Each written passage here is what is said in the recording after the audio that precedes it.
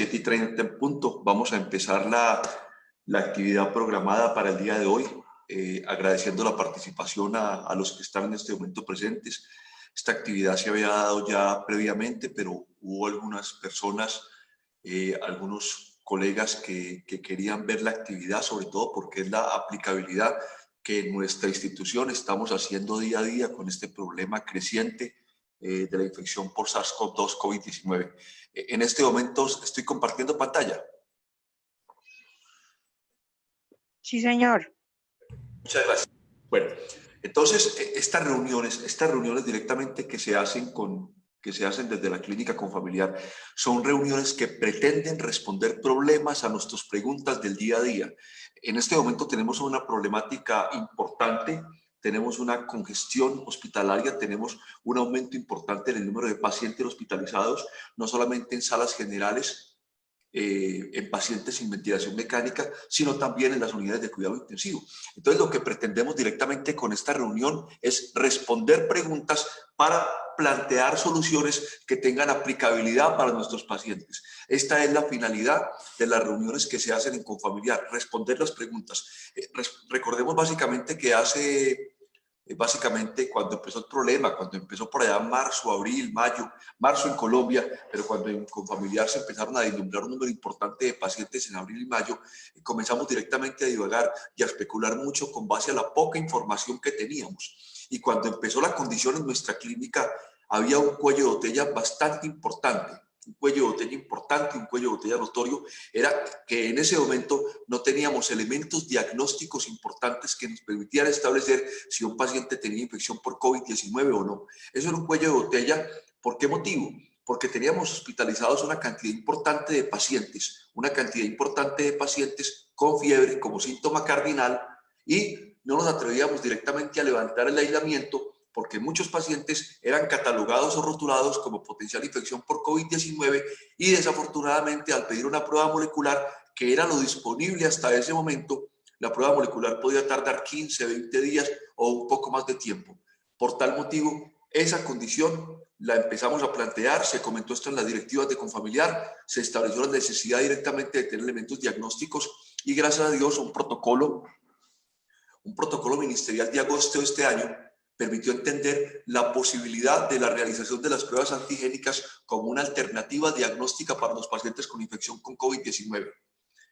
Y ese elemento importante nos permitió directamente tomar las pruebas antigénicas. Recordemos que las pruebas antigénicas se empezaron a utilizar en Confamiliar, ya va a ser cerca de 2 meses, y hemos tenido un rendimiento diagnóstico bien importante para considerar y para tener en cuenta. Sin embargo, hay que establecer que el gol estándar sigue siendo la prueba molecular. El gol estándar sigue siendo la PCR. Nadie va a discutir eso.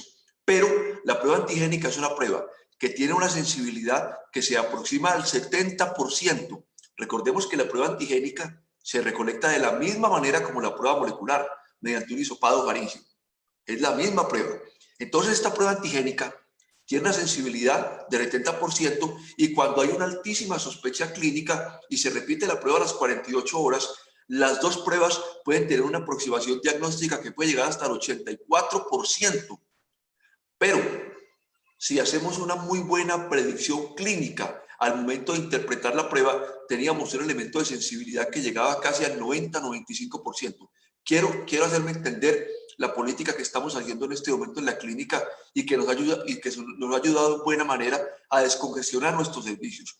La prueba antigénica, la utilidad de la prueba antigénica está relacionada con la posibilidad de positividad pretest. Ahí es importante tenerla en cuenta.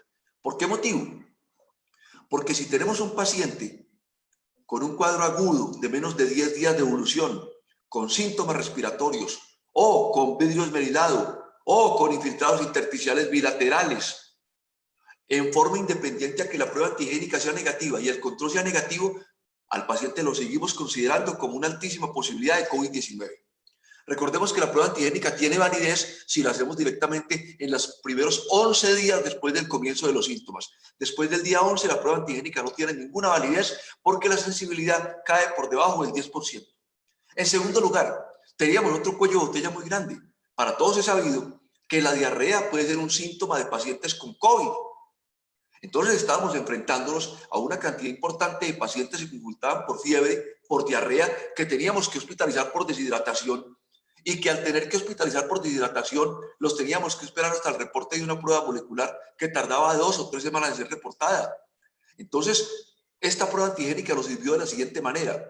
Los protocolos son claros. Cuando un paciente tiene síntomas gastrointestinales, cuando un paciente tiene diarrea secundaria a COVID, no tiene diarrea en forma aislada.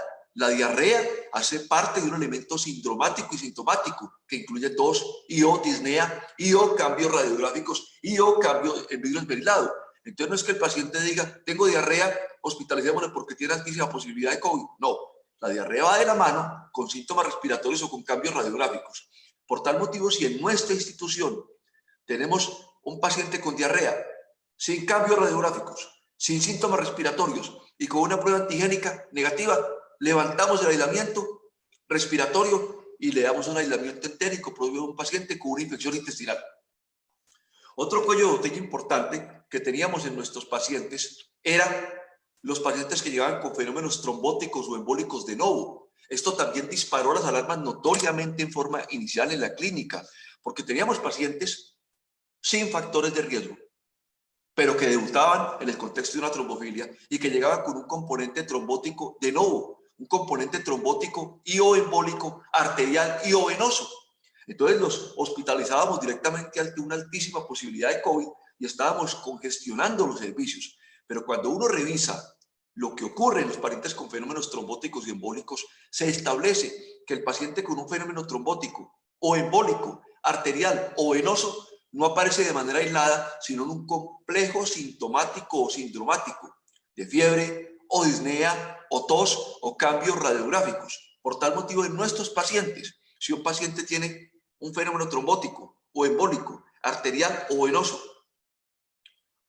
no tiene síntomas respiratorios, no tiene cambios radiográficos y tiene una prueba antigénica negativa, levantamos aislamiento y no consideramos directamente que el paciente presente una infección por COVID-19. Entonces miren que las pruebas antigénicas son una herramienta fundamental, valiosa e importante si se conjugan directamente a la luz de la clínica, a la luz de los cambios imagenológicos como un valor directamente pretest. Eso fue lo que nos ayudó mucho en Confamiliar a ayudar a descongestionar nuestro servicio, porque si no fuera por las pruebas antigénicas teníamos en este momento un colapso increíble y las pruebas antigénicas nos han permitido mover el servicio, pacientes que ingresan con sospecha de COVID, que desde urgencia rápidamente los pasan al cuarto piso o a una habitación que esté destinada a COVID, pero rápidamente el grupo clínico establece, con base a elementos clínicos, con base a paraclínicos que voy a revisar ahora con ustedes y con base a la prueba antigénica, si se continúa aislando el paciente o si al paciente se levanta aislamiento y se trata como una condición diferente. El reporte de las pruebas antigénicas en Confamiliar ha tenido un altísimo rendimiento. Básicamente, 4 de cada 10 pruebas se están dando positivas y los pacientes que han tenido prueba negativa o porque básicamente consultan después de día 11 de comienzo de síntomas, donde la prueba no tiene validez, la tuberculosis pleural sigue latente, que la enfermedad por neumococo sigue latente, que la embolia pulmonar no COVID sigue latente, que la telectasia secundaria con presión bronquial sigue latente. Entonces, esta prueba es importante y nos ha permitido mucho directamente aislar los pacientes verdaderamente que requieran aislamiento. Esa fue la primera pregunta que intentamos responder en nuestra institución. Dejo la salvedad, la prueba molecular es el gol estándar, pero la prueba antigénica es una excelente herramienta si se aplica bien, si se toma bien, si se interpreta bien y si se hace un valor predictivo previo al test, si el paciente tiene altísima posibilidad de COVID o si no tiene posibilidad de COVID. Nosotros estamos haciendo en la entidad prueba antigénica, la repetimos a las 48 horas ante una elevada sospecha clínica y básicamente estamos preservando las pruebas moleculares para el paciente que ya llega con la prueba molecular desde urgencias. Ahí ya llegó con prueba molecular, pero a nuestros pacientes les pedimos antigénicas. Y en aquellos pacientes que llegan después de día 11 de comienzo de síntomas, damos un lapso de espera hasta el día 14 para pedir prueba molecular. Ahí podría servir la prueba molecular entre el día 11 y el día 14, aunque recordemos que la prueba molecular se debe pedir entre el día 15 después del comienzo de los síntomas hasta el día 14. Pero en ese lapso de espera, del día 11, donde ya la prueba antigénica no nos sirve, hasta el día 14 podríamos utilizar prueba molecular. Y antes de hablar de aislamiento, quiero mencionar la política que está teniendo Confamiliar con respecto a las pruebas rápidas. Las pruebas rápidas. Nosotros básicamente no le estamos dando en este momento utilidad, ni validez, ni valor a las pruebas rápidas. Recordemos que las pruebas rápidas son pruebas séricas, son pruebas de sangre, que lo que hacen es que miden IgG e IgM. Recordemos rápidamente que las pruebas rápidas son pruebas de tamizaje. Por tal motivo, al ser pruebas de tamizaje, dependen de la prevalencia de la infección en la región. Entonces, no se puede comparar la sensibilidad de una prueba rápida en Pereira Risaralda a la sensibilidad de una prueba rápida en las provincias italianas, donde hay una altísima prevalencia como tal de la infección. ¿Y cuál es la única indicación de pruebas rápidas de nuestros pacientes? La única indicación es la siguiente. Recordemos que en pacientes asintomáticos no se hacen pruebas rápidas. Hace 2 meses tuvimos un gran problema en la ciudad, en la región, en departamentos vecinos, de colegas que le tomaron pruebas rápidas simplemente porque tuvieron contacto lejano con un paciente positivo. Y se tomaron pruebas rápidas a pesar de que no tenían síntomas. Y cuando se reportaron las pruebas rápidas con un valor importante de valores positivos, eso fue la de Troya. Sin conocer en ese momento que la sensibilidad de las pruebas rápidas en este momento no tiene utilidad. Y la utilidad de las pruebas rápidas en este momento únicamente tiene una finalidad epidemiológica o investigativa, no más. Y para mencionar, la única utilidad de la prueba rápida es el paciente que tuvo síntomas, que en los primeros 11 días no se le pudo hacer una prueba antigénica, que del día 11 al día 14 no se le pudo hacer una prueba molecular. En esa indicación se indicaría una prueba rápida después del día 14 del comienzo de los síntomas. Tanto IgG como IgM. Entonces, repito, ¿cuándo se hace prueba rápida? Preferiblemente en personal de salud. ¿Cuándo? Cuando el paciente tuvo síntomas, en los primeros 11 días no se hizo una antigénica, del día 11 al día 14 no se hizo una molecular cuando estaba indicada, y se le hace una prueba rápida que incluye IgG e IgM. Si ese paciente, después del día 14 de comienzo de los síntomas, tiene IgE y tiene IgM positivo, ese paciente pudo haber tenido COVID. Pero si ese paciente tiene una IgE y una IgM negativa, no tuvo COVID. Entonces miremos la claridad de las cosas. La prueba rápida únicamente se hace en pacientes que tuvieron síntomas y a los que no se le pudo hacer ni una prueba antigénica ni una prueba molecular. La segunda pregunta que nos teníamos que plantear en Confamiliar era el aislamiento hospitalario. Eso fue completamente importante.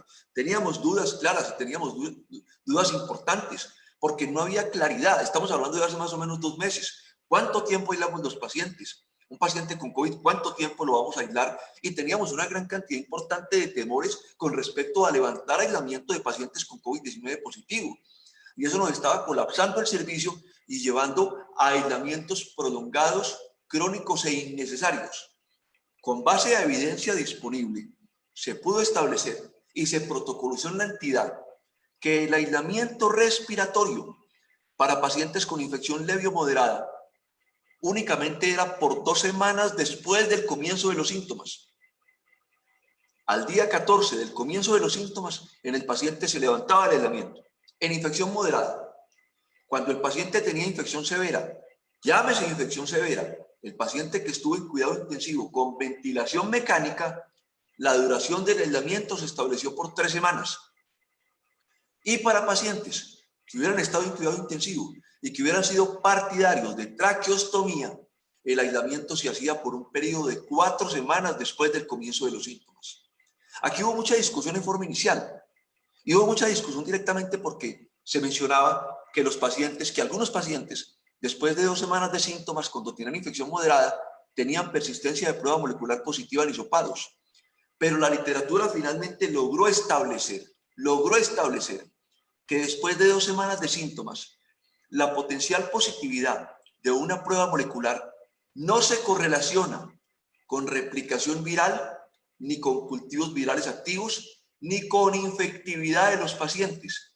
Por tal motivo, después de 2 semanas, en un paciente con infección moderada, estamos levantando aislamiento. En pacientes que estén en cuidado intensivo, 3 semanas. Y si el paciente requirió cuidado intensivo, con traqueostomía, 4 semanas. Repito, después de 2 semanas de infección, de comienzo de síntomas, la carga viral positiva no se correlaciona con replicación, ni con fitness virales, ni con cultivos virales positivos, ni con infectividad,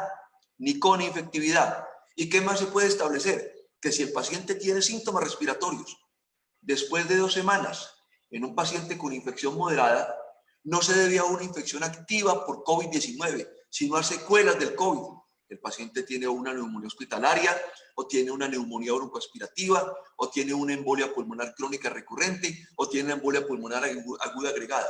Y los casos que hemos tenido en nuestra institución de pacientes con síntomas, a pesar de ya no estar infectante, con síntomas respiratorios, se han debido a desacondicionamiento físico, a broncoaspiración, a mal manejo de secreciones y a pobre defensa de vía aérea. Después de esto, a embolia pulmonar, a derrame pleural secundario. Entonces, la persistencia de síntomas después de 2 semanas en infección moderada o después de 3 semanas en infección severa no se correlaciona con infectividad activa, sino con complicaciones o con secuelas propias del COVID y no justifica que el paciente continúe como tal una condición de aislamiento. En este orden de ideas, si un paciente sale de cuidado intensivo, a las 3 semanas el paciente requiere un procedimiento como una gastrostomía, el paciente, si bien el cirujano lo tiene que hacer la gastrostomía con los elementos protocolarios de protección, ya el paciente no se considera infectante en este momento. Esto es importante establecerla y es la segunda pregunta que respondimos en nuestra institución, con base, por supuesto, a la evidencia, y buscando aliviar un cuello de botella que le estaba presentando, aislando pacientes sin ninguna necesidad. Y antes de seguir con la próxima diapositiva, quiero mencionar que los pacientes, si un paciente tiene una prueba positiva, voy a inventarme una cifra, el 1 de enero del año 2020, del año 2021, una prueba positiva, y el paciente se recupera, el día 14 se levanta aislamiento, el paciente se alivia, se queda sin síntomas, y el paciente un mes después del 1 de enero vuelve a comenzar signos o síntomas, no se hace una segunda prueba, simplemente el paciente se aísla por 2 semanas más. Y no se hace una segunda prueba, ¿por qué? No se hace una segunda prueba porque los pacientes pueden tener carga viral positiva hasta 2 meses después de la infección inicial, sin que eso necesariamente indique una infección activa o aguda. Entonces esto es muy importante establecerlo. Si un paciente tiene síntomas respiratorios con una prueba positiva, antigénica o molecular, y el paciente se recupera por completo al día 14 o 15, y el paciente al mes vuelve a presentar síntomas, no se hace una prueba. ¿Por qué? Porque la positividad de esa prueba no necesariamente indica una infección aguda o activa, sino que puede indicar un remanente del componente viral previo que el paciente tuvo en el diagnóstico inicial. Por tal motivo, los nuevos protocolos establecen, señores, establecen que en un paciente positivo, una segunda prueba no se hace sino hasta 2 meses después de ese reporte. Si hay preguntas, por favor, la idea es que todos discutamos las cosas, todos entendamos las cosas y todos directamente establezcamos las situaciones. Esta tabla directamente de JAMA establece directamente también la duración de los signos y síntomas. La duración de los signos y síntomas, y cuando uno se mete en el artículo, ve que los síntomas que más pueden persistir son la fatiga, la disnea, el dolor articular, el dolor torácico y la tos, en forma independiente a que el paciente lleve más de 2 semanas de síntomas. De hecho, hay artículos recientes, este es un artículo muy reciente, pero todavía no es protocolario institucional, porque estamos esperando mayor evidencia y mayor información, donde se establece que el paciente es sintomático, que el paciente es transmisor del virus 2 días antes del comienzo de los síntomas, y que el paciente puede ser transmisor e infectante hasta 7 días después del comienzo de los síntomas para infecciones leves y moderadas, y hasta 14 días para infecciones severas. Cuando tengamos más literatura disponible, lógicamente la aplicaríamos en nuestros pacientes. Lo importante de este estudio es que le establece infectividad 2 días antes del comienzo de los síntomas, que tarda 7 días en infecciones moderadas y hasta 2 semanas para infecciones severas. O sea, esto nos acortaría el tiempo en 1 semana de aislamiento, pero estamos esperando mayor evidencia como tal establecida. En este momento el protocolo que tenemos es 2 semanas de aislamiento para infección moderada, 3 semanas para infección severa y 4 semanas para pacientes que recibieron traqueostomía. Entonces, esa fue la segunda pregunta que implementamos. Hay una tercera pregunta que queremos implementar. Las medidas no farmacológicas. Las medidas no farmacológicas. Hay unas guías maravillosas.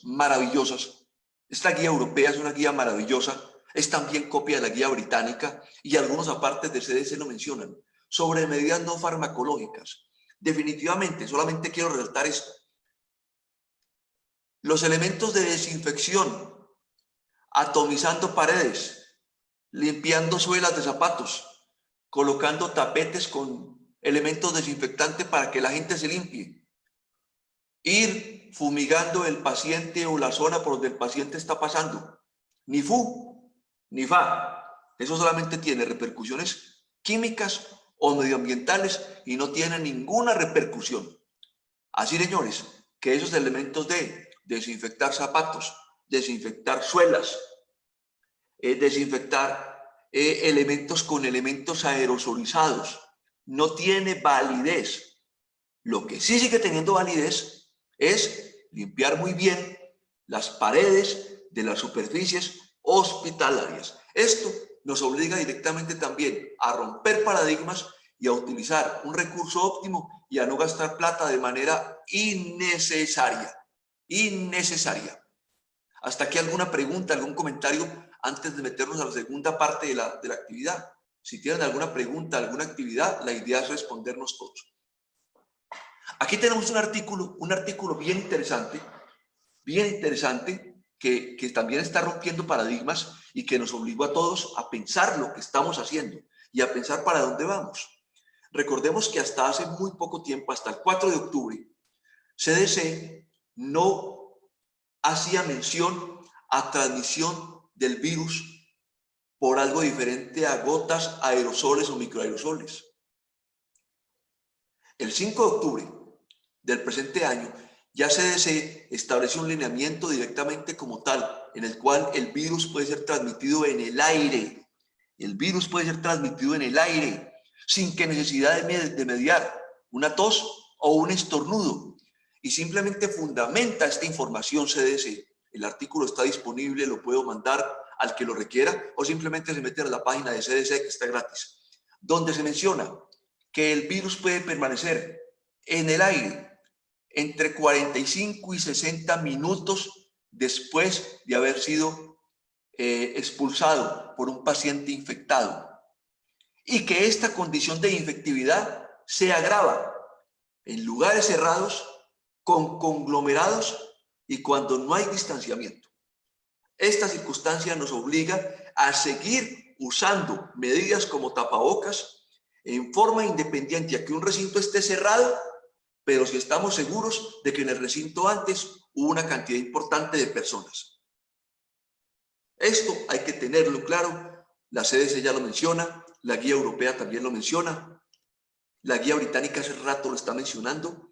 Transmisión del virus por aire, sin que medie una acción directa de tos o de estornudo por parte de un paciente.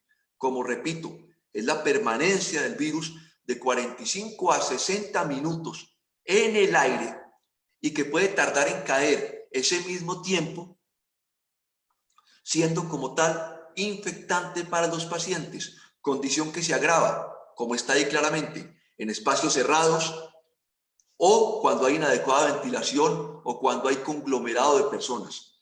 A este respecto, teniendo en cuenta estas dos consideraciones de CDC, con el doctor Fernando Montoya, jefe de quirófanos en nuestra institución, se planteó la necesidad de hablar con los elementos de ingeniería, buscando establecer si puede existir una mejor zona de ventilación de nuestros quirófanos y o establecer un tiempo prudente de espera entre procedimiento y procedimiento cuando un paciente es sometido a un procedimiento que genera aerosoles. Esto es muy importante. Si un procedimiento genera aerosoles, en una sala de cirugía, tenemos que tener en cuenta esta condición importante para establecer un tiempo mínimo de espera antes de realizar como tal el otro procedimiento, por esta condición que se está mencionando.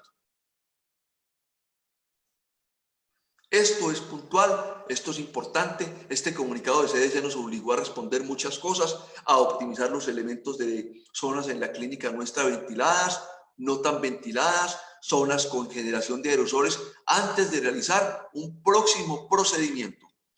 Entonces, miren que en la medida que vamos teniendo información, vamos sacando protocolos diferentes y vamos directamente haciendo nuestras cosas. En la parte terapéutica, en nuestra institución, tenemos protocolizado directamente como tal el uso de corticoides para los pacientes con infección por COVID-19. Es tan importante el uso de corticoides que la Organización Mundial de la Salud, el pasado 2 de septiembre, sacó un protocolo sobre la guía de uso de corticoides en pacientes con COVID-19. Es una guía también que está disponible, que está gratuita, es un estudio maravilloso, se revisan las diferentes revisiones sistemáticas y metaanálisis con un nivel de evidencia que permiten establecer el uso de corticoides. Gracias a la información que nosotros tenemos disponible desde hace más de 3 meses, diría yo, empezamos a usar en nuestros pacientes corticoides. Y vale la pena mencionar que en la medida que ha pasado el tiempo se ha depurado un poco la condición con respecto al uso de corticoides. Primero, ¿los corticoides tienen utilidad? Sí, solo sí. 1, el paciente tiene más de 7 días de síntomas. ¿Los corticoides tienen utilidad? Sí, solo sí. El paciente está desaturado cuando se empiezan. Los corticoides pierden validez en pacientes con menos de 7 o 5 días de síntomas o en los pacientes que no estén desaturados. Eso es claro. Y cuando damos corticoides sabemos que les tenemos que usar por un periodo no menor a 10 días. Y si bien el protocolo habla de dexametasona a una dosis de 6 miligramos día, dexametasona 6 miligramos día, si no se cuenta con dexametasona, se puede usar prednisona 40 miligramos día o metilprednisolona 32 miligramos día o cualquier corticoide equivalente. Por tal motivo, en nuestros pacientes, en nuestra entidad, desde hace más de 3, casi 4 meses, decidimos usar corticoides para el manejo de los pacientes desaturados, hipoxémicos, que requieran oxígeno, cualquier fracción inspirada de oxígeno, desde una simple cánula nasal, o que tengan por lo menos más de 5 o 7 días de síntomas y los mantenemos por 10 días. Como hablamos con los grupos clínicos, no le podemos tener miedo a los corticoides. Los corticoides agudamente no inmunocomprometen a un paciente. Los corticoides, lo comentaba hoy con el doctor Francisco Mesa esta mañana, los corticoides, o ayer, no recuerdo cuándo fue, creo que fue hoy, los corticoides agudamente no inmunocomprometen a los pacientes. No podemos dejar de usar esteroides porque el paciente está inmunocomprometido. No podemos dejar de usar corticoides porque el paciente es un diabético. Para eso hay glucómetros, para eso hay insulina y para eso hay corrección de las hiperglicemias como tal. Entonces tenemos que usar corticoides sin temor, sin temor. Los corticoides no inmunocomprometen al paciente. De hecho, cuando tenemos pacientes inmunocomprometidos que requieren corticoides, usamos corticoides sin problemas y sin inconvenientes. Usamos corticoides porque el paciente lo requiere. Vale la pena mencionar, no hace parte de la charla, pero en pacientes con SIDA que tienen pericarditis tuberculosa hay que usar corticoides. En pacientes con SIDA o con hay que usar corticoides. En pacientes con leucemia o con trasplante que tengan enfermedad inmunológica aguda hay que usar corticoides. Entonces, también la dosis de corticoides que se está usando en los pacientes es bastante baja. Son solamente 6 miligramos de dexametasona al día, que es una dosis bastante baja y no tenemos por qué tener miedo. Y el único fármaco a nivel mundial que ha mostrado impacto sobre la mortalidad son los corticoides. No hay ninguna discusión. Ni el Remdesivir, ni el tocilizumab, ni el Regeneron, ni el plasma intercambiado, ninguno ha mostrado efectividad en mortalidad. El único fármaco que ha mostrado una acción directa benéfica en mortalidad son los corticoides. Ningún otro fármaco ha mostrado efectividad. Y vemos cómo los corticoides tienen un efecto benéfico claro en la mortalidad al día 20. Compañerita, chao. No, pero no se burle. Sí, cómo no. Ay, chao. Buen turno, porque el mío estuvo horrible. Bueno, Anita, hágame el favor. Ay, ay, ay. Anita, micrófono en silencio. Gracias, Anita. Entonces, son los corticoides. Ahorita, como veremos más adelante, ni el Remdesivir. El Remdesivir es un fármaco que, a pesar de que el Remdesivir tiene aprobación por elementos extranjeros, el Remdesivir únicamente tiene una acción que muestra un desenlace duro en el que disminuye la tasa de estancia hospitalaria, pero no es un desenlace duro. En COVID, el único desenlace duro es mortalidad, no hay más. O disminución en el tiempo de ventilación mecánica, esos son desenlaces duros. Pero el Remdesivir directamente disminuyó fue el tiempo de estancia hospitalaria, no de ventilación mecánica. Y el tocilizumab también muestra un desenlace no duro en mortalidad. Entonces, los corticoides son los únicos fármacos que en este momento, a la actualidad, muestran un efecto benéfico en lo que tiene que ver con mortalidad. Repito, siempre y cuando el paciente esté desaturado, siempre y cuando el paciente lleve más de 5 o 7 días de síntomas, a la dosis que es de 6 miligramos de dexametasona al día, o de 40 de prednisona, o de 32 de metilprednisolona. Esto es importante y quiero mencionar este artículo porque yo sé que muchos han leído este artículo y muchos lo han confundido. Es un artículo muy reciente y lo quiero mencionar porque este artículo, quien lo lee rápidamente lo interpreta mal. Miren lo que dice acá. La FDA aprobó el medicamento ivermectina para inhibir la replicación de SARS-CoV-2 in vitro. Este artículo no es cierto. O sea, el artículo sí es cierto, pero el encabezado no es el adecuado. Cuando ustedes leen el artículo más abajo, lo que el artículo dice es que la ivermectina es un fármaco que aprobó la FDA para tratar ciertos helmintos, ciertos gusanos y que se usa para la replicación viral. Miren que es muy diferente. Es muy diferente leer las cosas así a leerlas como dice el encabezado del artículo.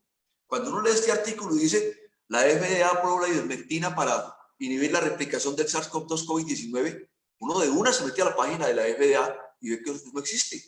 La ivermectina no ha sido aprobada por la FDA, pero el artículo abajo dice, la ivermectina es un fármaco aprobado por FDA que inhibe para el tratamiento de helmintos y que se puede asociar con inhibición de la replicación viral del SARS-CoV-2 COVID-19. Miren que son diferentes. La ivermectina se está hablando de una gran cantidad importante de centros en el país, en Latinoamérica, en ciertos lugares de Europa, con las mismas indicaciones de corticoides, básicamente en pacientes con síntomas, con más de 7 días de duración y con criterios de hospitalización. Y el fundamento de la ivermectina es que hay estudios in vitro que demuestran que la ivermectina actúa disminuyendo la replicación viral del COVID-19 y por tal motivo disminuyendo la cascada inflamatoria de interleuquina 1, 6, factor de necrosis tumoral y la cascada procoagulante que los pacientes pueden llegar a presentar. En nuestra institución estamos usando corticoides concomitantemente con ivermectina y lo usamos solamente una vez. No usamos una segunda y una tercera dosis y la usamos una vez y no la usamos con finalidad profiláctica. Únicamente la usamos en pacientes con síntomas. Ahorita sigamos un poco más con el cuento. El Remdesivir, como ya mencioné, el Remdesivir directamente es un fármaco que si bien es aprobado en otras latitudes para el manejo de la infección por COVID-19, nosotros no tenemos todavía disponibilidad de Remdesivir en nuestro país. No tenemos disponibilidad de Remdesivir. Pero hay una cosa importante, el Remdesivir es un fármaco cuyo desenlace duro es que disminuye el tiempo de estancia hospitalaria. No más. Miren que el nivel de evidencia y el desenlace no es tan fuerte. Y muchos dicen que el Remdesivir entró más con un aspecto de presión económica y política que otra cosa. Y otros investigadores le ven muy poco futuro al Remdesivir para continuar el tratamiento de COVID-19. ¿Por qué motivo? Porque el Remdesivir no impacta la mortalidad como lo impacta la simple dexametasona. El Remdesivir, como ya mencioné, únicamente afecta el tiempo de estancia hospitalaria. No es un desenlace duro. El Remdesivir no afecta el tiempo de ventilación mecánica. No es un desenlace duro. Y por tal motivo, no es muy fuerte el asidero para aplicar Remdesivir en los pacientes. Si bien es aprobado en otras esferas, nosotros todavía no lo tenemos, pero no hay un futuro halagador para este fármaco. Con respecto a esto, el intercambio de plasma de pacientes previamente con COVID-19. Si bien la FDA no ha aprobado todavía el uso de suero convaleciente, o sea, de suero de pacientes que ya tuvieron COVID, sí se está usando en el contexto de ensayos clínicos en Estados Unidos y de hecho en nuestro país con el liderazgo de la Universidad del Rosario se están dando estudios para aplicar suero convaleciente para pacientes con COVID-19. Simplemente es aplicarle suero de pacientes que ya tuvieron COVID a pacientes que tienen COVID. Hay estudios prometedores. Sin embargo, los grandes ensayos clínicos que hay dos, uno en la India con 3.850 pacientes y otro en Estados Unidos con 290 pacientes, mostraron que no hubo diferencias estadísticamente significativas entre los pacientes que usaron suero convaleciente y los que no usaron. Sin embargo, las críticas del estudio es que es un estudio sesgado, que no se puede mascarar de manera adecuada y que lógicamente plantea el dilema ético de no darle un medicamento efectivo a un paciente al que le puede servir. Esos son los grandes problemas del suero convaleciente. Nosotros en nuestra institución no estamos aplicando este protocolo, no aplicamos suero convaleciente y como mencioné previamente, el suero convaleciente en nuestro país únicamente se hace con base a ensayos clínicos. Y hay otra cosa importante que quiero mencionar. La clave de usar suero convaleciente es el momento en el que se tiene que usar. Es que cuando uno revisa los estudios de suero convaleciente, el éxito es simplemente saber cuándo se aplica en el paciente sintomático. Recordemos que el suero convaleciente se aplica en pacientes con COVID-19 ya enfermos. Entonces, la idea es cuándo colocar el suero convaleciente. En un paciente asintomático o con síntomas leves, cuando la gran mayoría, 80-85% se van a recuperar, no se aplica. Y en el paciente con infección moderada puede ser muy tarde para colocarlo cuando ya en el paciente se ha desencadenado una cascada inflamatoria y una respuesta inflamatoria sistémica como tal establecida. Entonces, lo que le está buscando es encontrar marcadores serológicos, niveles de interleuquina 6, que comiencen al estar elevados, ver el momento de cuándo colocarlo en el paciente. O sea, el problema del suero convaleciente es el momento en el que se tiene que aplicar, porque lo que se tiene o lo que se pretende con el suero convaleciente es que se prescriba buscando que en el paciente no se genere esa tormenta inflamatoria generada por interleuquina 6, por factor de necrosis tumoral y por todos los elementos procoagulantes. Entonces es un paciente que si bien no está moderadamente enfermo, tampoco está sin síntomas. Entonces no sabe uno cuándo volver a usarlo. Y lo que dicen los articulistas y los editorialistas es hasta que no haya un marcador serológico que permita establecer cuál es el momento adecuado de usar suero convaleciente, no le ve mucho futuro. Y hablemos del medicamento de moda que usó el personaje en cuestión. Muchos están preguntando este medicamento que tiene nombre de multivitamínico, porque cuando uno no está familiarizado con el tema, oye el tema Regeneron, y a uno le dicen, ¿usted sabe qué es el Regeneron? Eso suena como Regeneron, recordemos que el Regeneron son anticuerpos monoclonales que están utilizados y direccionados para atacar o para inhibir elementos antigénicos de la proteína viral como tal. Miren la importancia del regenerón. El regenerón directamente es un anticuerpo monoclonal dirigido en sí contra la replicación viral, actuando básicamente sobre elementos antigénicos proteicos del virus y así inhibe la replicación viral y por tal motivo inhibe la producción de interleuquina 6, de factor de necrosis tumoral y toda la cascada inflamatoria severa que aparece como tal. Recordemos que anticuerpos monoclonales son el regenerón, que es un anticuerpo monoclonal contra elementos antigénicos, y el tocilizumab, que son anticuerpos monoclonales dirigidos contra interleuquinas. Pero un anticuerpo monoclonal contra el virus directamente, el regenerón, que fue el que se le aplicó al presidente Trump directamente durante su fase de enfermedad. Y cuando uno revisa los labels, las etiquetas de los laboratorios que producen anticuerpos monoclonales como el regenerón, ellos establecen que las indicaciones son dos claras. Primero, el máximo nivel de evidencia del regenerón o de este anticuerpo monoclonal para pacientes con COVID-19 es 1. Pacientes obesos o con un incremento en el índice de masa corporal total. Y en segundo lugar, en pacientes de edad avanzada. Y tercero, en pacientes con infección leve, ni siquiera moderada. Ni siquiera moderada. Entonces miren que el espectro de pacientes a los que se va a aplicar regenerón es muy reducido. Un paciente con infección leve, ni siquiera moderada, pacientes con incremento en la masa corporal total y pacientes de edad avanzada. Es un target muy reducido. Los anticuerpos monoclonales contra elementos antigénicos del virus no tienen acción en pacientes con infección severa. ¿Por qué motivo? Porque ya cuando hay una infección severa, hay una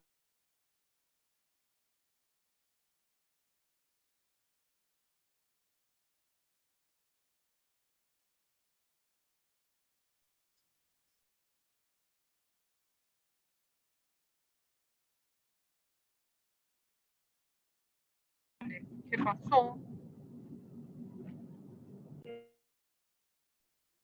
Doc, se cortó la comunicación.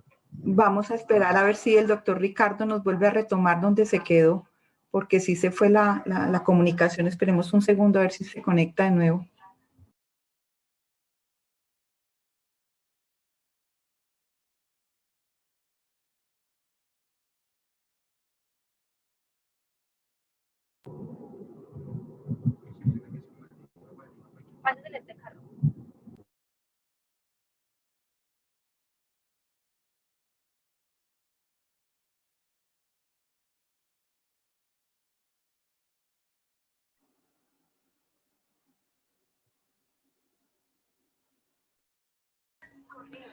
Un segundo, por favor, estamos en proceso para conectarnos con él.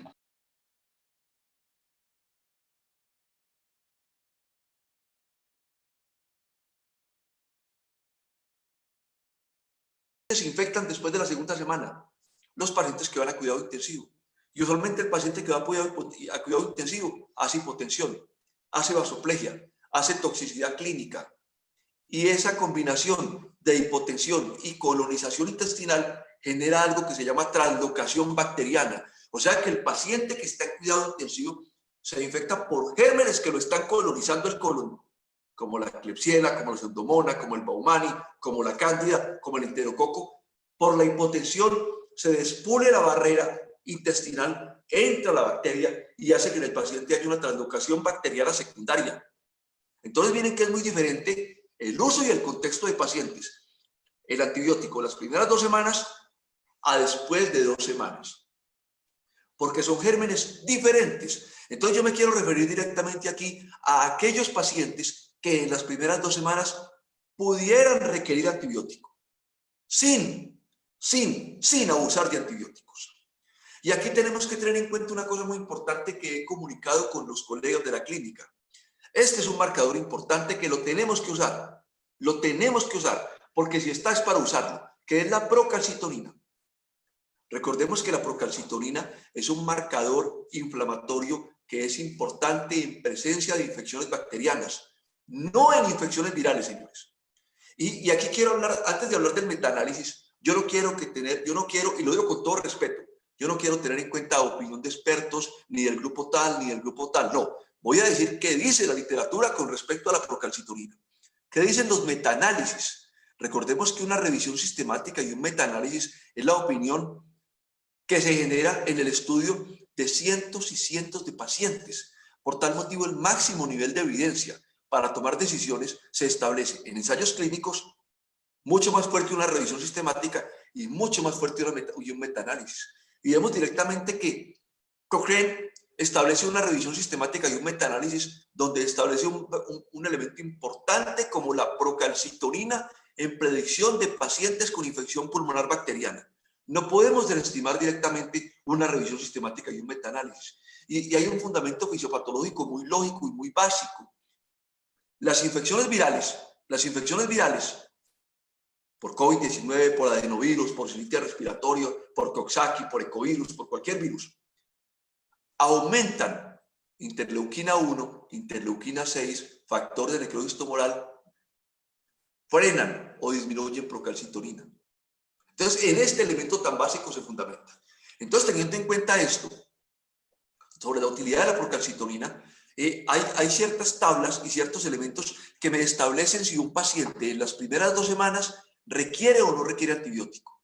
Este es un juicio clínico y quiero mencionar que el juicio clínico es el criterio más importante de los colegas y son ellos los que establecen verdaderamente si el paciente requiere un antibiótico, pero lo importante es que no abusemos de antibióticos. Entonces, miren, directamente la charla dura 15 minutos más. Pido disculpas por el corte de la luz.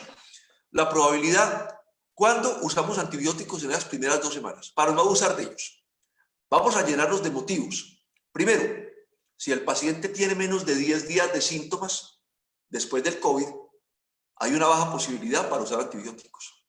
Si el paciente tiene más de 10 días, contemplar la posibilidad, sí, hay otros elementos que voy a ver. No solamente más de 10 días, más de 10 días con otras cosas. Segundo, si el paciente tiene hipotensión sostenida, si el paciente tiene ausencia de hipotensión, al ingreso a hospitalización, muy baja posibilidad para que usemos antibióticos. Pero si el paciente tiene hipotensión al momento de hospitalización, si está hipotenso, si está vasopléjico, si requiere líquidos para reanimarlo, contemplar la posibilidad. Entonces miren que ya estamos combinando cosas. No es una sola, sino combinarlas todas. Tercer elemento, cambios radiográficos. Si el paciente tiene ausencia de cambios radiográficos o tiene un componente intersticial o en vidrio esmerilado, baja posibilidad para contemplar antibióticos. Pero si tiene consolidación alveolar o multilobar, considerar posibilidad. Por tal motivo, si tengo un paciente que tiene más de 10 días de síntomas, si es un paciente que está hipotenso y es un paciente que tiene un componente multilobar, es alta la posibilidad de empezar antibióticos. Alta. Tome hemocultivos, empiece antibióticos y si los hemocultivos son negativos, al cuarto o quinto día quite antibióticos. La procalcitonina, como cuarto elemento.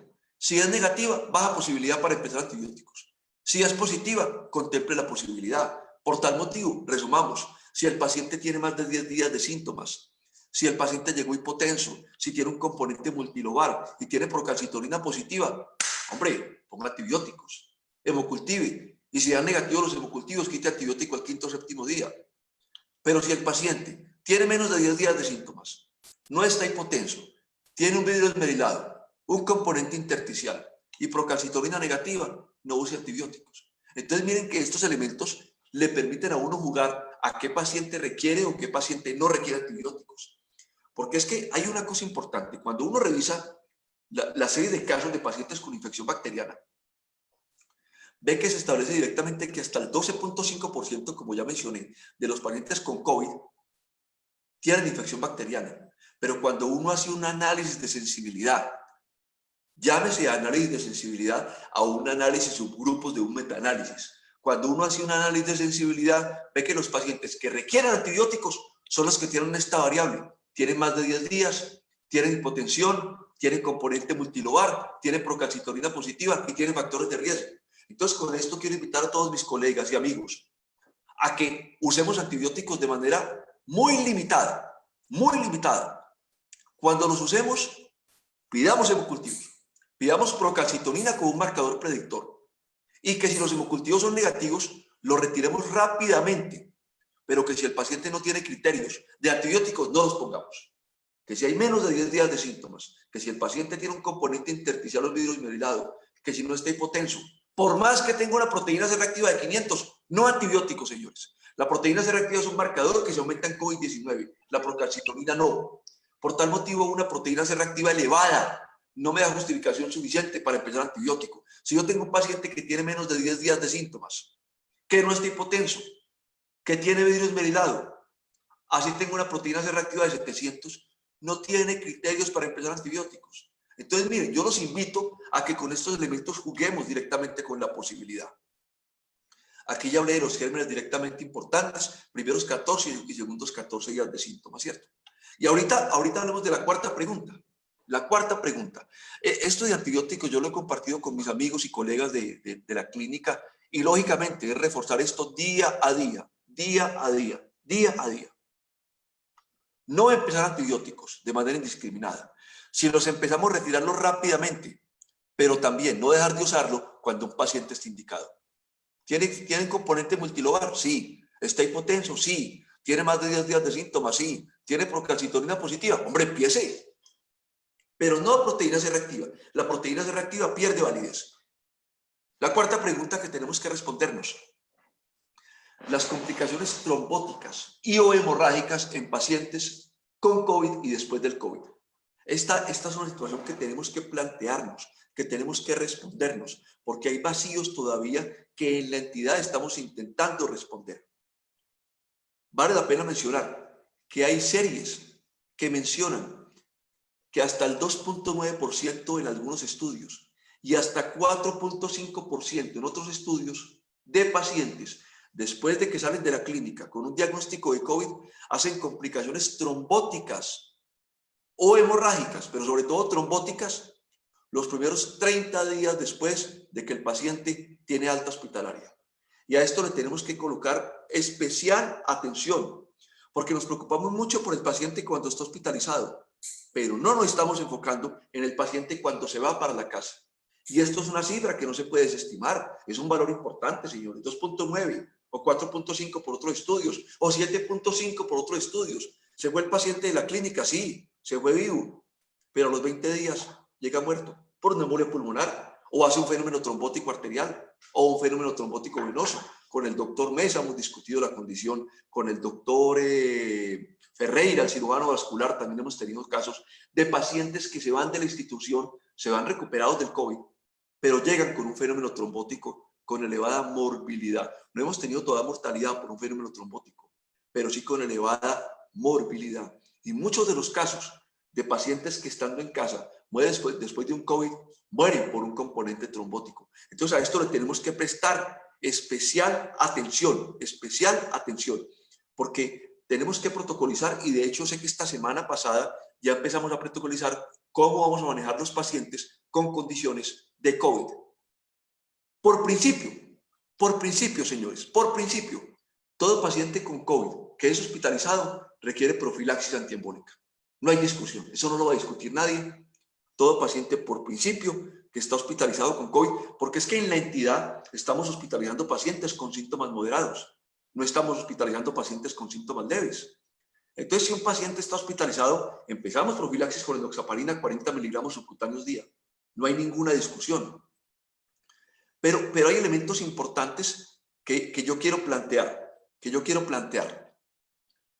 Esto es lo que intentamos hacer en nuestra institución. Una cosa es la profilaxis en el paciente no críticamente enfermo. Otra cosa es la alta dosis de profilaxis y otra cosa es la anticoagulación en el paciente. Son cosas muy diferentes. Todo en pacientes con COVID. Y esto es lo que queremos intentar protocolizar. Profilaxis en el paciente no críticamente enfermo, alta dosis de profilaxis y anticoagulación. Empecemos la profilaxis. Todo paciente tiene que estar con profilaxis, no hay ninguna discusión. Aquí están tomando directamente en estas tablas un índice de masa corporal de 40, nosotros estamos tomando 30 índice de masa corporal.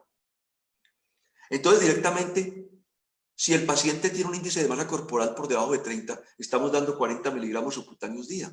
Y si el paciente tiene un índice de masa corporal por encima de 30, estamos dando 40 miligramos subcutáneos 2 veces al día. Profiláctico, señores, profiláctico.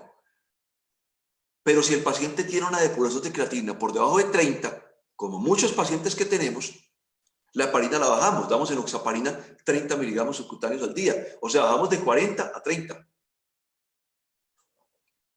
O simplemente le damos al paciente heparina 5.000 unidades subcutáneas cada 8 horas. Esto es lo que hemos venido haciendo en nuestra institución. Pero hay un marcador importante que estamos usando en los pacientes, que es la medición de dímero D. Y los estudios son claros. Si un paciente está hospitalizado con infección leve o moderada y el paciente tiene niveles de dímero D elevados por encima de 2, más que profilaxis, se da alta dosis de profilaxis. Miren lo importante que estamos haciendo en la entidad. Si el paciente tiene niveles de dímero D por encima de 2 o entre 2 y 3, no damos profilaxis, damos alta dosis de profilaxis. Y en alta dosis de profilaxis, ¿a qué nos vamos? Miren la parte extrema de la diapositiva. Cuando damos alta dosis de profilaxis, estamos dando enoxaparina a una dosis de 0.5 miligramos por kilo subcutáneo 2 veces al día. Y si el paciente tiene una depuración por debajo de 30, damos 0.5 miligramos subcutáneo una vez al día. O podemos dar directamente también heparina. Si el paciente tiene más de 50 kilos, damos 7.500 de heparina cada 8 horas. O si tiene menos de 50 kilos, damos 5.000 subcutáneos cada 8 horas. Entonces miren que estamos hablando de profilaxis en el paciente no críticamente enfermo o alta dosis de profilaxis en el paciente que tiene un dímero D por encima de 2. Ahí estamos hablando de profilaxis y de alta dosis de profilaxis. Y lo otro es la anticoagulación, que tampoco la podemos desestimar. La anticoagulación la vamos a establecer. Uno, en el paciente en el que tengamos una elevada sospecha clínica de un fenómeno trombótico o embólico. En el paciente en el que tenga una confirmación imagenológica de un fenómeno trombótico o embólico. En un paciente en el que hay un deterioro clínico, respiratorio y gasimétrico, a pesar de que la placa de toras ha mejorado. O en un paciente que tenga un dímero D por encima de 5, Entonces ahí usamos directamente anticoagulación. Con enoxaparina, una dosis de 1 miligramo subcutánea 2 veces al día. O usamos heparina, 18 unidades por kilo y por hora intravenoso. Entonces miren que estos elementos son bastante importantes para tener en cuenta. Son bien importantes. Profilaxis es una cosa, alta dosis de profilaxis es otra cosa y anticoagulación es otra cosa. Y esto lo estamos haciendo desde esta semana, sobre todo buscando evitar complicaciones tromboembólicas. Esto es lo que estamos haciendo en el paciente hospitalizado. Pero nuestra otra gran preocupación es lo que ocurre en el paciente después de que se va de la clínica. Entonces, cuando el paciente se va de la clínica, tenemos que definir si el paciente requiere profilaxis extendida o no. O sea, tenemos que establecer si el paciente requiere profilaxis antiembólica por 30 o 45 días. Y para eso hay una cantidad importante de escalas, muchas escalas. Yo quiero mencionar directamente la escala de IMPROVE modificada, en la cual se toman ciertos elementos que quiero compartir con ustedes. Esta escala me permite establecer si el paciente debe de irse con profilaxis o no. Es una escala directamente donde por puntos se mira si el paciente ha tenido un fenómeno tromboembólico previo, solo da 3 puntos. Si el paciente tiene una trombofilia conocida, cualquier trombofilia conocida, solo da 2 puntos. Si el paciente tiene una parálisis franca o una paresia en miembros inferiores, en ambos 2 puntos. Si tiene historia de cáncer, le da 2 puntos. Si el paciente estuvo en UCI, le da 1 punto. Si el paciente tiene una inmovilización completa por más de un día, le da 1 punto. Y si tiene edad de más de 60 años, le da 1 punto. Acorde a esta escala, si el paciente tiene 4 o más puntos, el paciente se va con profilaxis extendida, con enoxaparina, 40 miligramos subcutáneos al día. Esto es importante establecerlo. Se va con enoxaparina, 40 miligramos subcutáneos al día como primera posibilidad. O el paciente se puede ir también con rivaroxaban a una dosis de 10 miligramos vía hora al día por 30 o 45 días. Pero miren lo que estamos hablando, profilaxis extendida. Y aquí se habla del rivaroxaban para profilaxis en el paciente ya recuperado del COVID. No estamos hablando de anticoagulación nucumadínica para pacientes con COVID agudo. No hay evidencia que establezca la utilidad de anticoagulantes nucumadínicos en pacientes con infección activa Y en gran parte eso se fundamenta en ¿qué? En esta cosa tan elemental, el heparansulfato. Recordemos que el heparansulfato es un elemento directamente lipopolisacárido que hace parte de superficies celulares y participa como un receptor que interioriza el COVID y lo mete a la célula, generando una cascada inflamatoria severa. Por tal motivo, sin que medie necesariamente los receptores de enzima convertidora de la angiotensina 2, media receptores a base de heparansulfato. Por tal motivo, aquí las heparinas tienen mayor validez que los anticoagulantes documadínicos en el paciente, en el manejo del paciente con patología aguda. Entonces, esa es la cuarta pregunta que nos estábamos respondiendo. ¿Qué vamos a hacer con nuestros parientes cuando se van? Uno, cuando están, le damos profilaxis, le damos alta dosis de profilaxis o los anticoagulamos plenamente. Eso lo estamos intentando responder. Y dos, ¿qué hacemos cuando el paciente se vaya? Ya para meternos a la última parte de la charla, en estos 5 minutos, porque está tarde y yo he porfiado con ustedes aquí, en vez de estar haciendo ustedes cosas más agradables que estar oyendo cháchara a las 8:45 de la noche, un día miércoles, 14 de octubre.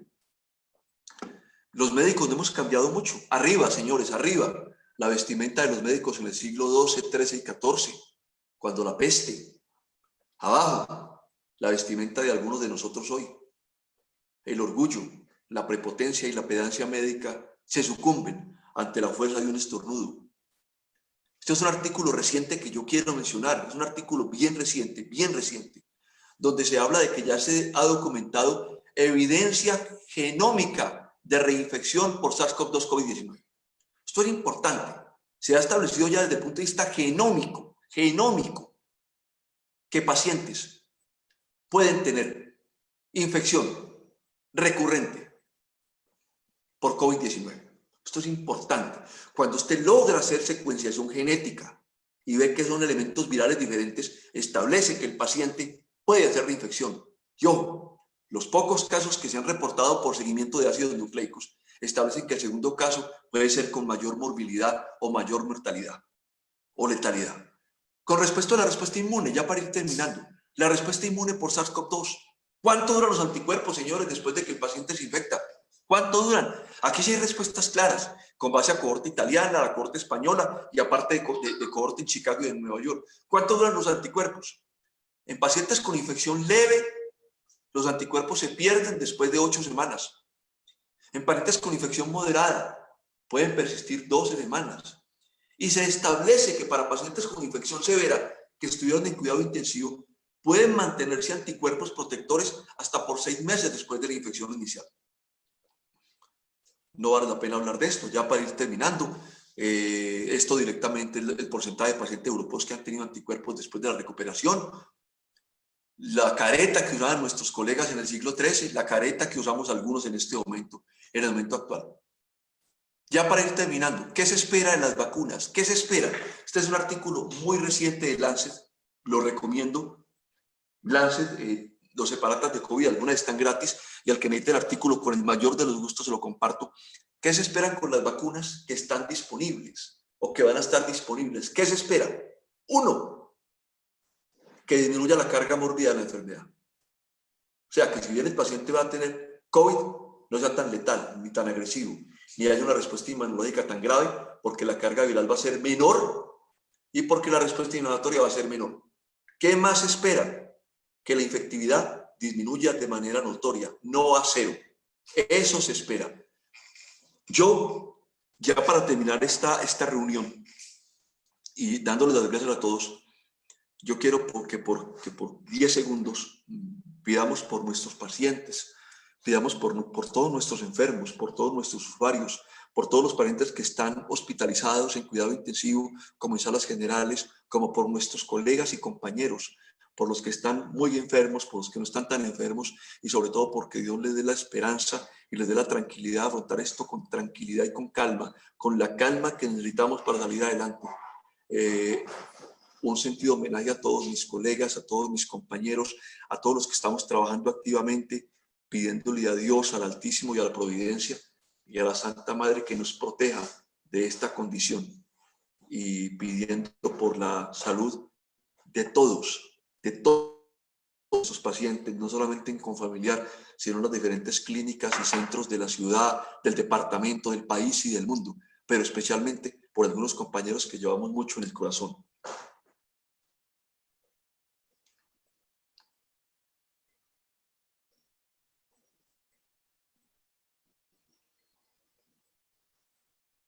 Esta fue una actividad que teníamos para hoy.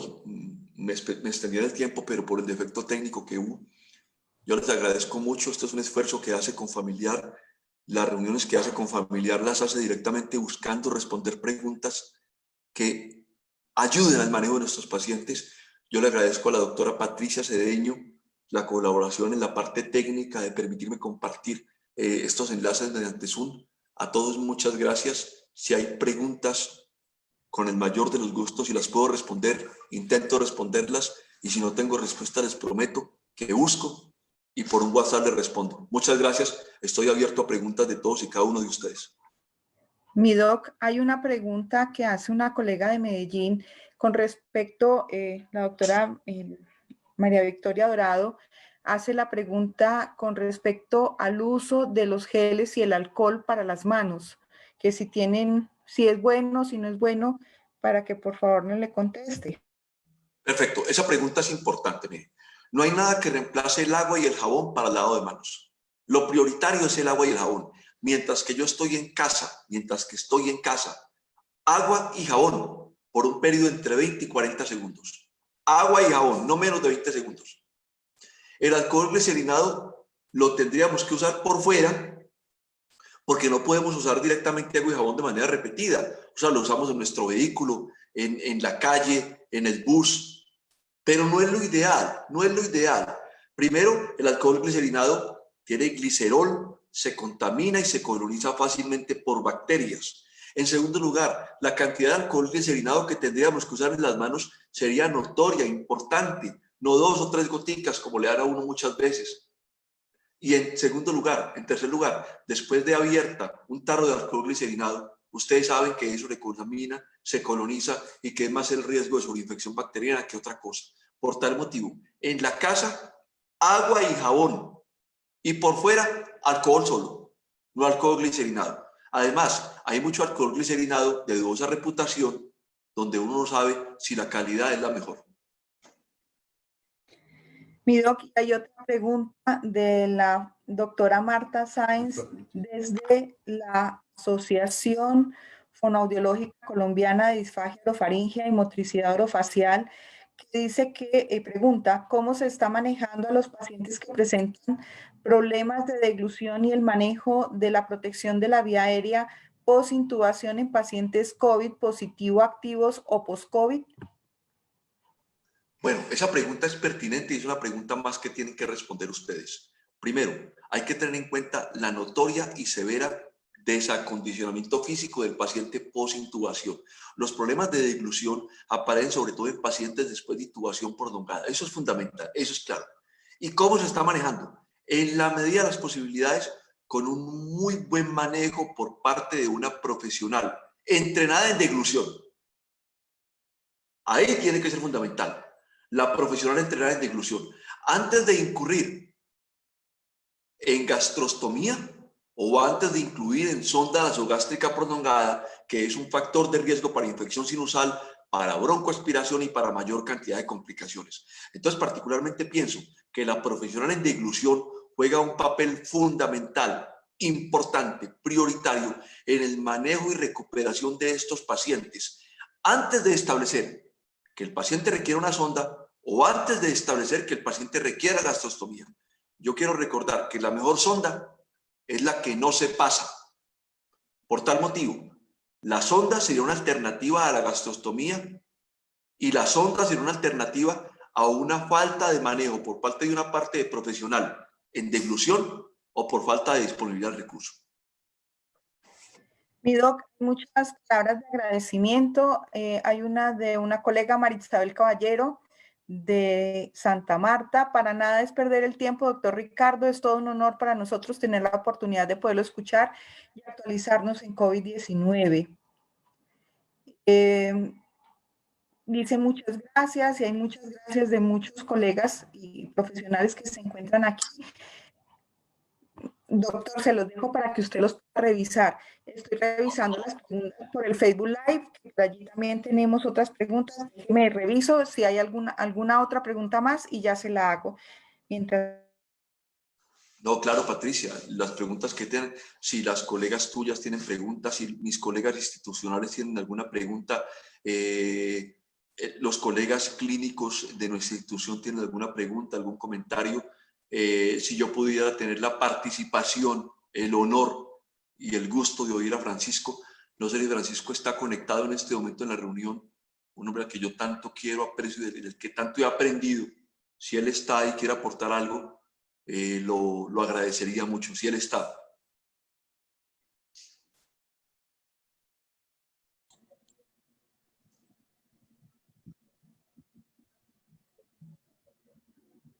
Bueno, mi doc, al parecer no está. Mi doc, siguen apareciendo las gracias de muchas personas en los dos espacios. No hay más preguntas por lo que veo desde este lado, desde el otro. De nuevo, mil gracias por acompañarnos esta noche. Le cuento que tuvo participación de muchas personas de muchos países que estuvieron pendientes: México, España, Ecuador, Perú, Bolivia, Costa Rica, Panamá, Uruguay, Paraguay, Chile, Perú, Argentina. O sea, tuvimos gente de muchos lados acompañándonos y tuvimos una presentación de más o menos 453 personas en el Facebook Live. Entonces, mi doc, muchísimas gracias por todo. Y yo sé que usted nunca repite lo que ha dicho, entonces yo sé que esta fue una segunda información bastante importante para nosotros. Patricia, mira. Está preguntando por los otros síntomas. Alguien dice otros síntomas, pero no entiendo. Espérate un segundito la pregunta. Una última pregunta. Doc, qué penas yo. Empiezan otros síntomas. ¿Qué pasa? Sí, pasados los 10 días se presentan otros síntomas como tos, como un poco de congestión. ¿Hay que tener aislamiento o no hay necesidad? No, mira, esa pregunta es pertinente e importante. El paciente, después de 2 semanas de inicio de síntomas, ya pierde replicabilidad viral, pierde fitness viral. Los PCR no se correlacionan con cultivos virales positivos ni con infectividad. Por tal motivo, después de 2 semanas de síntomas, el paciente ya puede levantar su aislamiento. Y hay una cosa importante: después de 2 semanas de síntomas, si el paciente persiste con síntomas, puede verse a un fenómeno de hiperreactividad secundaria, o a un fenómeno neumónico como complicación, o a un fenómeno de broncoaspiración en un paciente que estuvo en cuidado intensivo, pero no necesariamente a la presencia activa de COVID. Uno de los síntomas que más persiste es el dolor articular, el dolor torácico, la fatiga, la adinamia, la postración y los cambios directamente como tal en el olfato. La anosmia puede persistir en algunos pacientes hasta un mes después del comienzo de los síntomas, y eso no obliga necesariamente a que el paciente esté aislado o incapacitado.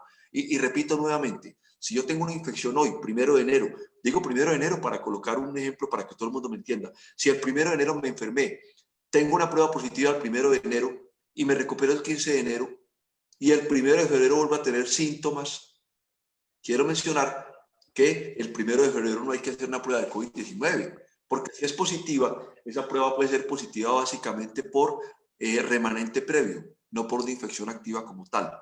Por tal motivo, si el paciente tiene síntomas un mes después de superar un cuadro de estos, se aísla el paciente 2 semanas más, pero no se hace una prueba. Esto cambia todos los días. Patricia, que ha estado en las reuniones que hemos tenido de manera repetida, sabe muy bien que esta reunión la hemos tenido a 3 o 4 veces, y cada que tenemos información damos lo que haya. Hoy hablamos de fármacos nuevos, hablamos del Regeneron, hablamos del COVID en el aire, hablamos directamente de información. Si en 15 días tenemos un artículo y evidencia que muestre que el tiempo de infectividad es 7 días, lo estaremos presentando, comentando. Pero la idea directamente es, este es un espacio de todos. Yo creo que todos los que trabajamos en salud en este momento, todos merecen un fuerte reconocimiento por parte de ustedes mismos, por el esfuerzo que hacen tan grande, por el descuido que tienen de sus esposas, esposos, hijos, hijas, amigos, novios, compañeros, en una condición puntual, de una condición que es preocupante, por lo menos en la ciudad de Pereira, esta ciudad maravillosa, que no es mi ciudad, pero que yo quiero como si fuera la mía. porque tuve la fortuna de que me diera una esposa y 2 hijas, tenemos una condición grave, importante. Aquí nadie habla de picos, aquí simplemente estamos hablando de una meseta sostenida, una meseta sostenida. Entonces, los que estaban esperando el pico para hace 8 días, pues se quedaron esperándolo. Así no son las cosas. El pico llega y se mantiene, se mantiene, se mantiene, se mantiene, se mantiene. Miren, si ustedes ven televisión europea o canales europeos, ven nuevamente que en Europa están volviendo al confinamiento. Están volviendo al confinamiento en Barcelona, en Suiza, en Francia, por el número importante de rebrotes. Entonces, aquí directamente lo que cada cual tiene que hacer es, uno, confiar en Dios por encima de cualquier cosa, confiar en Dios y en la Virgen, y protegernos, porque esta es una condición que llegó para quedarse, y esta va a ser una condición estacionaria. Esto va a llegar, y va, viene, va, viene, va, viene, y así va a estar. Y vacuna va a haber, claro que va a haber una vacuna, va a haber una vacuna. ¿Va a servir? No lo sabe nadie. Nadie sabe si la vacuna va a servir. Y la otra cosa es, ¿para qué va a servir? Ya hay estudios claros que dicen, 1, para que los síntomas no sean tan fuertes. 2, para que la infectividad hacia otros seres humanos no sea tan elevada. Pero esto es un problema al que nos tenemos que acostumbrar y que hace parte del panorama muy pronto, por más que muchos no queramos mandar a nuestros hijos a estudiar, muy pronto los vamos a tener que mandar a estudiar. Yo creo que muchos nos estamos dando este lapso de octubre, hablo de título personal, muchos nos estamos dando el lapso de octubre, noviembre, diciembre, de no mandar a estudiar a nuestros hijos. Pero la vida tiene que seguir. Y ya la OMS le pronunció hace poco, no se puede aislar un confinamiento absoluto de los niños por el miedo a infectarse, porque hay otras cosas prioritarias. Entonces, ¿cuánto tiempo vamos a tener aislados a nuestros hijos? 2 años, 3 años, 4 años, creando una futura generación con falencias afectivas, emocionales, con adicción a los medios digitales y con una carencia importante de relaciones familiares que pronto nos están involucrando. También quiero compartir, a quien me lo quiera pedir, un metaanálisis bien importante que salió en Lancet Infectious Diseases hace poco sobre manifestaciones psiquiátricas del COVID. Es un artículo interesantísimo. Manifestaciones psiquiátricas del COVID, desde condiciones psiquiátricas agudas hasta condiciones emocionales que van por falta de sueño, falta de apetito sexual, falta de interés por la pareja, falta de interés por el trabajo, descuido personal y muchas cosas. Hay muchas cosas importantes, y de verdad, si alguna compañera o algún compañero mío me quiere pedir información o artículos, yo tengo acceso a bases de datos. Les puedo mandar un artículo al que pueda tener acceso como tal, que sea de interés para todos y para cada uno de ustedes. Patricia, muchas gracias, Patricia, por la colaboración. Si hay más preguntas. Sí, hay 2 preguntitas del doctor James Duque. James Gómez, perdón. James Gómez. La hipoacusia como síntoma, ¿qué tan común es? La primera pregunta. Y la segunda pregunta, ¿y cómo sería el seguimiento a posibles complicaciones en los pacientes moderados a severos? Bueno, un saludo para mi amigo James, un hombre al que yo aprecio y quiero muchísimo. Con respecto a la hipoacusia, James, no se menciona que sea uno de los síntomas más relevantes, sino que la hipoacusia será un componente, y perdónenme lo que voy a hablar, si voy a hablar una tontería, porque estoy hablando ante expertas. Si la hipoacusia será un fenómeno funcional o parafuncional secundario como tal a congestión de vía respiratoria alta y a congestión tubárica, pero no tendría, James, por qué aparecer como tal no tendría por qué aparecer.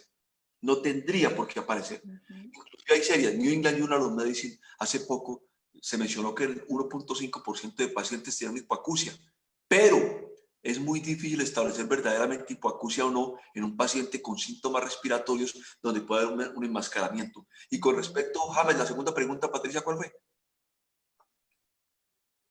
De los otros síntomas, mi doc. Pero el seguimiento de infección moderada, ¿qué fue la pregunta de James? La pregunta es así, ¿y cómo sería el seguimiento a posibles complicaciones en los pacientes moderados a severos? James, ya te mencioné, el aislamiento ya está absolutamente claro y absolutamente establecido como tal. El seguimiento, James, es netamente clínico. Las complicaciones del paciente con infección moderada y severa, en su gran mayoría, son trombóticas y o embólicas, arteriales y o venosas, Por tal motivo, en un paciente con infección moderada o severa, tenemos que estar seguros, James, y requiere profilaxis antiembólica no por un periodo de 30 días antes de darle ingreso de la clínica o de hospitalización en casa. No se justifica, James, en estos pacientes hacer seguimientos serológicos, ni hacer pruebas de anticuerpos, ni hacer pruebas moleculares en forma posterior. Mi doc, Perdón. James,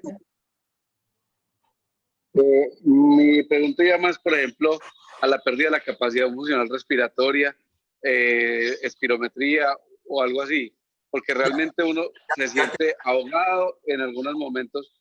Pues usted sabe que yo hace un mes salí de aislamiento, pero algunas veces usted se siente ahogado cuando hace algo más de la actividad normal, y pues eso es algo que yo no sentía. Entonces, me refería, por ejemplo, a eso. James, hay una cosa importante, y ya te entendí la pregunta, James. James, en este momento, todo lo que genere aerosoles está relativamente contraindicado. Por tal motivo, hacer un seguimiento espirométrico a un paciente después de una infección por COVID no está indicado. Es más que no estar indicado, está contraindicado. Todo lo que genera aerosoles... Si inicia el síntoma del paciente hospitalizado, podemos reiniciar ya o esa es la pregunta. La disnea, James, estaría directamente relacionada con una complicación que se podría extender en un fenómeno de desacondicionamiento hasta 30 días después de la infección inicial. Básicamente, James. Pero estudios espirométricos o estudios de seguimiento o estudios con pruebas de función pulmonar no tienen ninguna validez y no tienen ninguna indicación como tal, James. Y James, es una infección moderada. En pacientes con infección severa, que estuvieron en cuidado intensivo, que estuvieron con falla respiratoria, que estuvieron con ventilación mecánica, gran parte de los fenómenos de disnea que tienen de manera posterior son o por desacondicionamiento físico o por atrofia muscular de músculo estriado como tal, o por fenómenos de broncoaspiración cuando presentan componentes importantes de dilución o diaria. Pero un seguimiento como tal, con paraclínicos, James, no. El seguimiento es netamente clínico de acondicionamiento físico, mi estimado James. Pati, ¿puedo participar?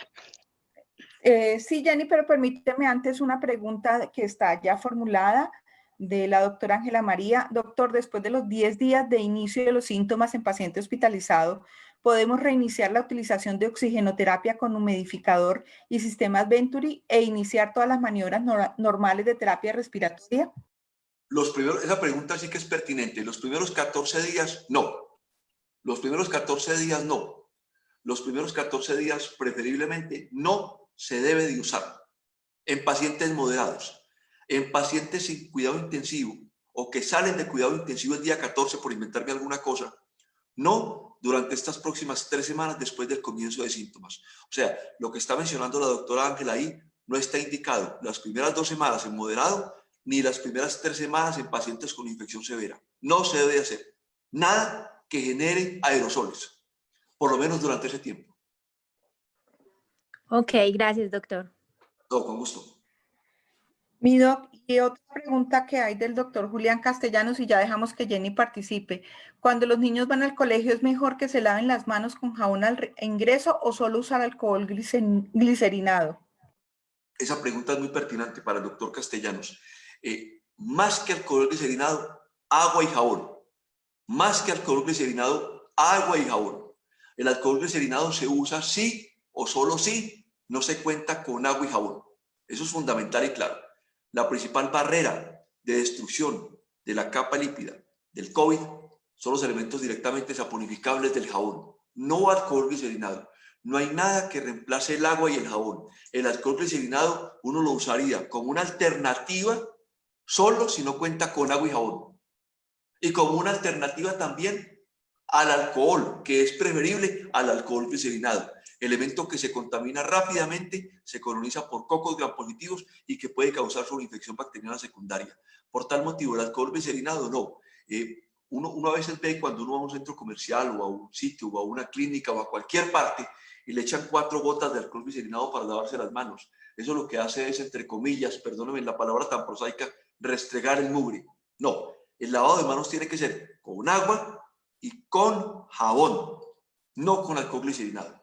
Alcohol glicerinado, sí y solo sí, no hay agua y jabón. Y sí, solo sí, no se cuenta con alcohol para lavarse las manos, sobre todo porque el alcohol glicerinado de muchas marcas es de dudosa calidad y no permite garantizar una desinfección y una limpieza adecuada.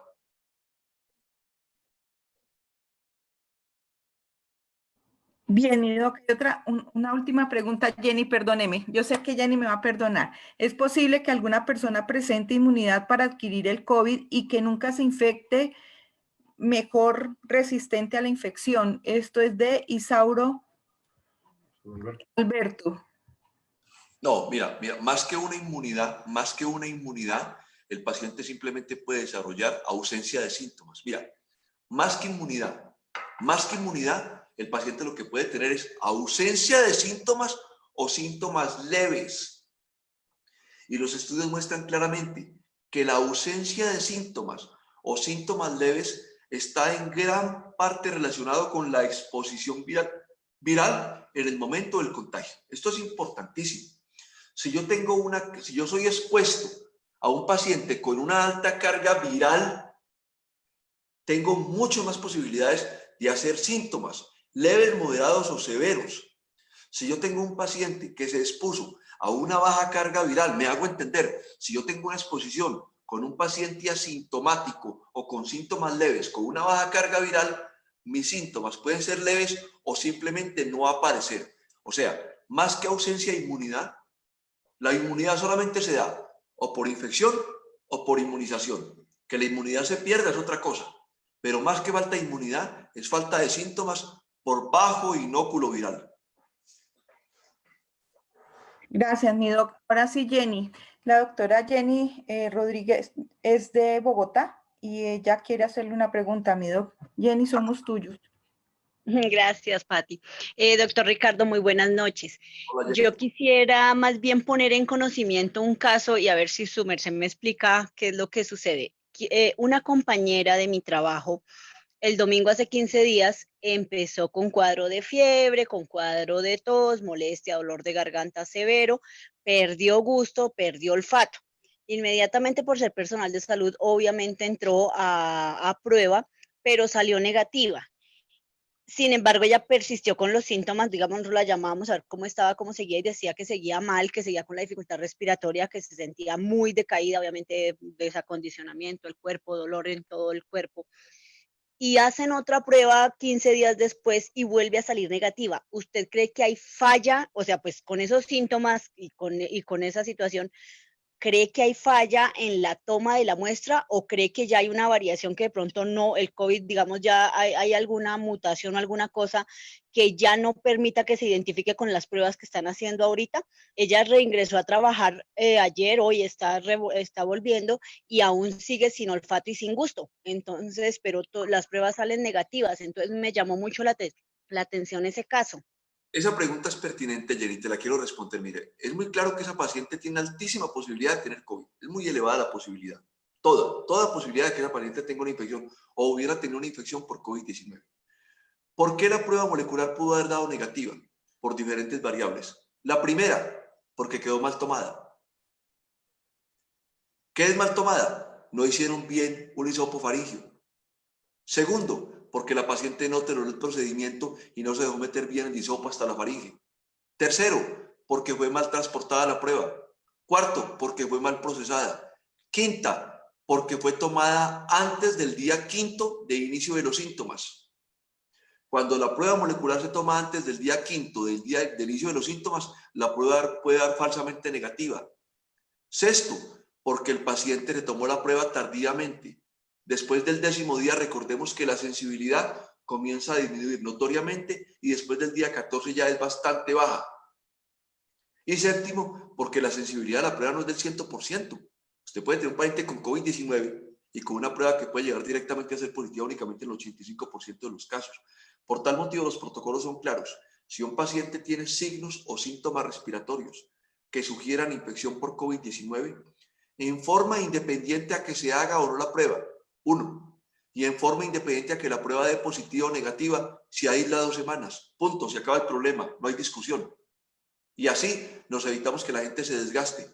Tercer punto, si un paciente es positivo para COVID-19, se asume que todo su grupo familiar que está en contacto con el paciente es positivo para COVID-19 sin que sea obligatoriamente necesario realizar una prueba. Pero sí, es obligatorio que los acompañantes que están con el paciente se aíslen también por 2 semanas. Perfecto, doctor. Mil gracias por la información. Estuvo muy completa la respuesta. Gracias. Mi doc, y una última pregunta, yo creo que con esta podemos cerrar. ¿Es posible que una persona que presentó síntomas leves o moderados pueda repetir la infección por COVID? Pregunta Adriana Acosta. Claro que sí, claro que sí. Ya mencioné en una diapositiva, discúlpame, desafortunadamente, Adriana, sí. O sea, desafortunadamente en este momento se está cuestionando mucho la inmunidad de rebaño. Y desafortunadamente sí, solamente quiero mostrar uno de tantos artículos que está mencionando que ya hay, discúlpame por favor, uno de tantos artículos que está mencionando que hay episodios de reinfección por COVID-19 después de una infección inicial. Sí, la respuesta es sí. Cada vez se documentan más casos y desafortunadamente cada vez se documentan más casos donde la segunda infección es más severa o tiene más letalidad o más movilidad que la primera. La respuesta es sí, de manera desafortunada.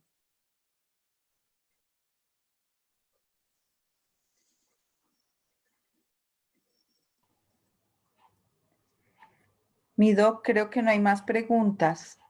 Somos suyos entonces, ya No, para Patricia, irnos. Patricia, te agradezco mucho a ti, a todos, de verdad, muchísimas gracias por la atención y yo quiero que todos nos unamos en forma independiente a la creencia religiosa que tenga todos y cada uno de nosotros, pero que confiemos en un ser supremo para que nos ayude a salir de esta condición en la que en este momento está nuestra humanidad, el mundo, que nos está golpeando a todos desde el punto de vista de salud pública, desde el punto de vista de morbilidad, mortalidad y desde el punto de vista económico, y pensar que en forma independiente de los avances científicos, solamente una ayuda superior nos puede ayudar en esto. ¿Cómo? Que el virus pierda virulencia, que el virus pierda agresividad, que el virus mute tanto que ya se convierta en una infección viral leve o en ébola. O esperemos que la vacuna sea efectiva, o esperemos que haya algún día inmunidad de rebaño. Pero aquí solamente nos toca confiar en Dios, ser mejores personas, o mejor, ser menos malas personas, y pensar que el orgullo, que la pedancia, que la prepotencia, que la soberbia y que la arrogancia se tuvieron que arrodillar ante un estornudo. Y hoy es el COVID-19.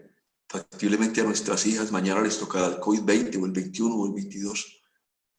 Pero a esto nos tenemos que enfrentar y ojalá que de esto quede algo bueno. Que por lo menos quede algo bueno y es que se mejore la calidad del ser humano. Patricia, muchas gracias a ti y a todos. De verdad que sí. Perdona el problema técnico de que se fue la luz. Créanme que entré en pánico cuando se fue la luz, pero fue aquí en todo el sector, no sé qué pasó. Muchas gracias. Y a usted y para todos muy buenas noches y mil gracias por acompañarnos. Gracias, Patricia. Hasta luego. Llama Ricardo.